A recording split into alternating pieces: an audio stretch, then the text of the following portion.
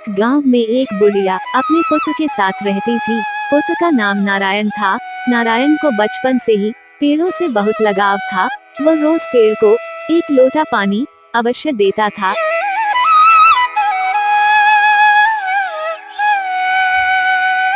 एक बार नारायण बीमार पड़ा और कई दिनों तक बीमारी नहीं छूटी।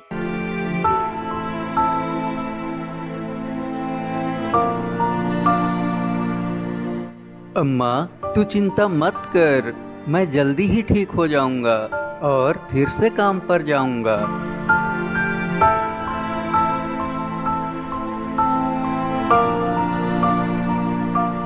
बेटा, मुझे बस तेरी ही चिंता होती है। इतनी कम उम्र में घर का सारा जिम्मेदारी उठाता है, ऊपर से ये बीमारी नहीं टूट रही है।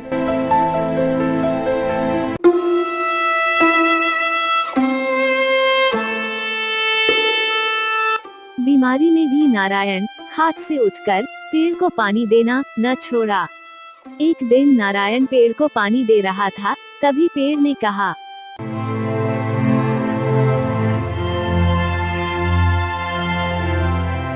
हे वत्स, मैं तुम्हारी सेवा से बहुत प्रसन्न हुआ। तुम कोई वर मांगो। हे वृक्षदेव, मैंने तो केवल अपना फर्ज ही निभाया है। हम तो पहले ही आपके उपकारों से दबे पड़े हैं। मेरी माँ ने तो मुझे केवल एक ही शिक्षा दी है कि पेड़ ही मनुष्य के सच्चे साथी हैं। शुद्ध वायु, छाया, फल तो देते ही हैं, इनके साथ साथ मनुष्य की जीवन का आधार लकड़ी भी देते हैं। हे वृक्षदेव, आप इतना सब कुछ हमें बिन मांगे ही देते हैं, तो और मैं आपसे क्या ही मांगूं। हे वृक्षदेव, मुझे कुछ भी नहीं चाहिए।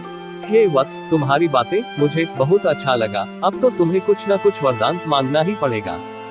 हे वृक्षदेव, अगर आप कुछ देना ही चाहते हैं तो इतना ही आज्ञा दीजिए कि मैं आपके जितने सूखे पत्ते गिरते हैं इन सब को उठाकर घर ले जा सकूं, ताकि आपके चारों तरफ की सफाई भी हो जाएगा और मैं अपनी बूढ़ी माँ के लिए बिछौना भी बना सकूंगा। बस मुझे इतना ही आशीर्वाद दे दीजिए वृक्षदेव।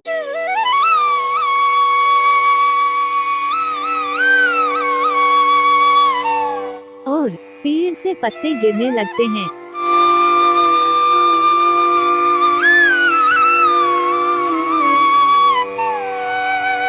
जिसे नारायण उठाकर घर ले जाता है और घर के एक कोने में रख देता है।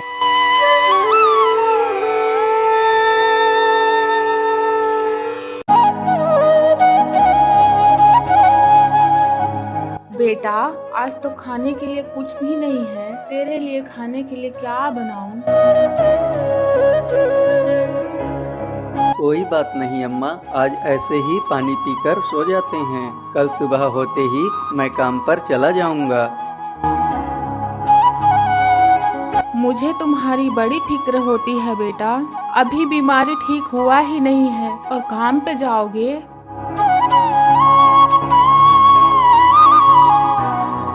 चिंता मत कर अम्मा, मैं ठीक हो गया हूँ। अब काम मैं अच्छी तरह से कर लूँगा। तू चिंता बिल्कुल भी मत कर।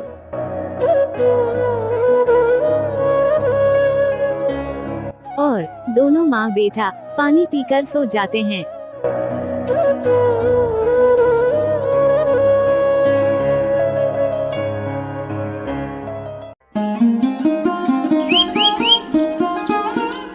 सुबह सुबह दोनों उठकर देखते हैं, सूखे पत्ते चमकते रहता है। सूखे पत्ते सोने में बदल चुके होते हैं।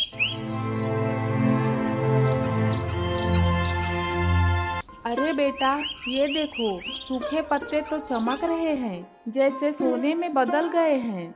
हाँ अम्मा, ये पत्ते तो चमक रहे हैं, मुझे भी लगता है सोने के बन गए हैं। ठीक है बेटा, मैं दुकान वालों से पूछ कर देखती हूँ ये पत्ते सोने के हैं कि नहीं। और बुढ़िया सोने के पत्ते लेकर चली जाती है।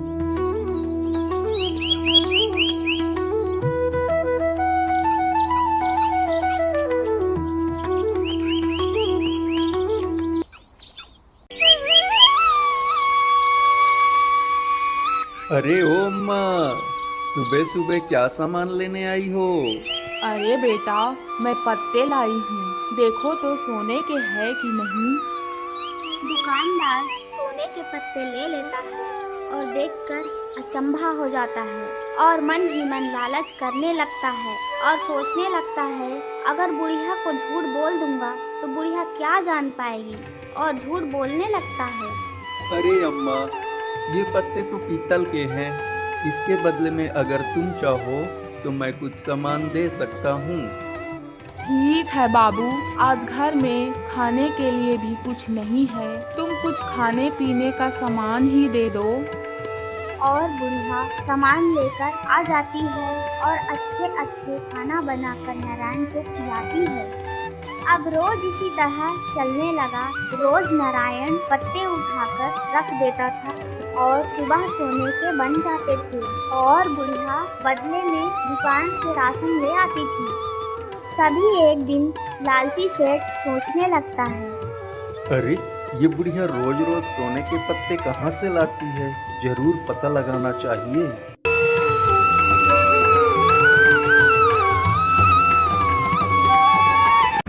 और बुढ़िया के पीछे पीछे चला जाता है।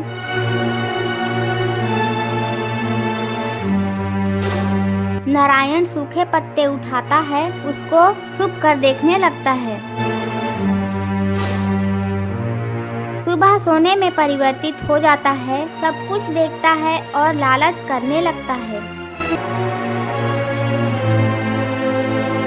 ओहो, तो इनका सोने के पत्ते का राज ये है। आज से सारे सोने के पत्ते मेरे हैं। दूसरे दिन नारायण और बुढ़िया जब सो जाते हैं, तब लालची सेठ सारे पत्ते उठाकर अपने घर ले जाता है।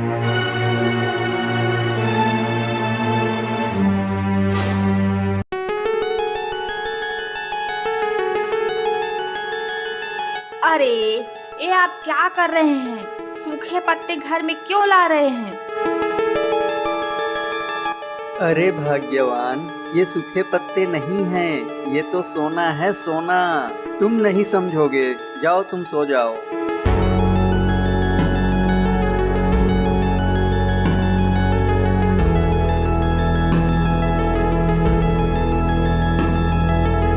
सुबह हो जाता है।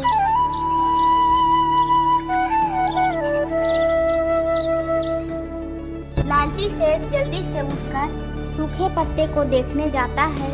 देखकर आश्चर्यचकित हो जाता है। सारे सूखे पत्ते काले बिच्छू में बदल चुके होते हैं।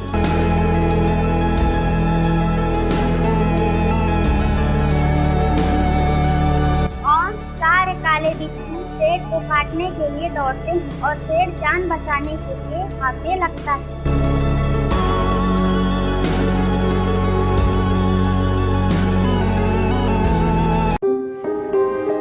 नारायण के पैर पकड़कर गिड़गिड़ाने लगता है। ये नारायण बाबू, बचा लो नारायण बाबू, मुझे बचा लो। अरे सेठ जी, लेकिन हुआ क्या?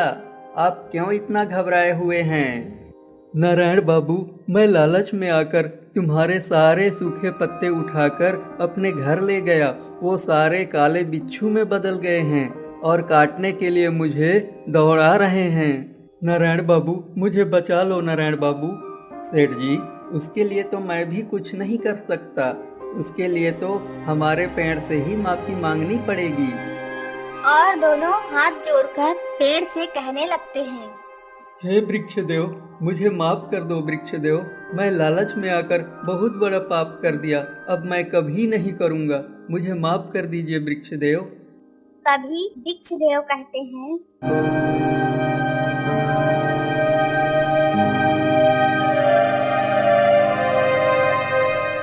हे लालची सेठ, यह तुम्हारी लालच करने का परिणाम है। तुम्हें अपनी सारी गलती ठीक करना होगा। नारायण के परिवार को सोने के सही दाम देना होगा।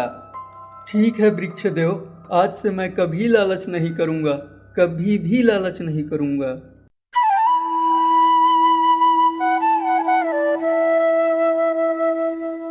और सेठ नारायण को सोने का पूरा दाम दे देता है और नारायण पैसा लेकर घर आ जाता है और धनवान हो जाता है।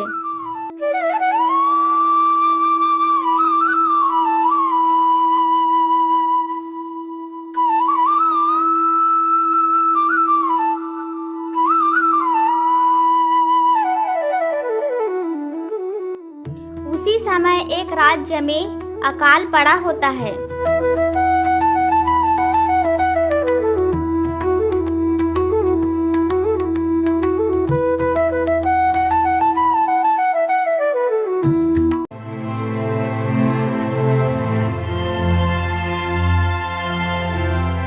मंत्री जी, इतनी अकाल तो आज तक नहीं पड़ी।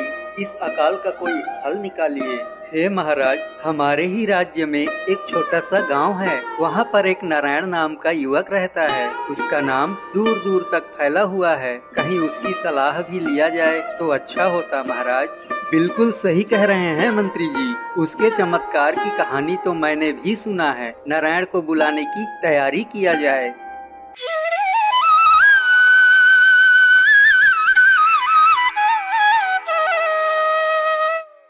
और नारायण को मंत्री जी अपने साथ ले आते हैं।